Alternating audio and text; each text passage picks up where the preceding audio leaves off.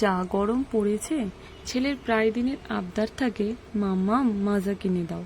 মাঝের মধ্যে আমি ওর আবদার রাখার জন্য বাইরে থেকে মাজা কিনে দিই, কিন্তু আজ যে সে ভীষণ বায়না ধরেছে মাম্মা মাজা খাবো।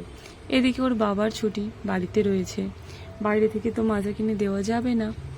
তাই কি করব এটা ভাবতে ভাবতে ফ্রিজ খুলে দেখি মাত্র দুটো আম পড়ে রয়েছে। তাই ভাবলাম যে যা করার এই দুটো আম দিয়েই করতে হবে। যেমন ভাবনা তেমন কাজ, ফ্রিজ থেকে আম দুটো বের করেই পাল্প বের করে বাড়িতেই বানিয়ে ফেললাম মাজা। তারপর ছেলে বাবা দুজনকেই যখন দিলাম, খেয়ে বলল, মাম্মাম তুমিও মাজা বানাতে পারো।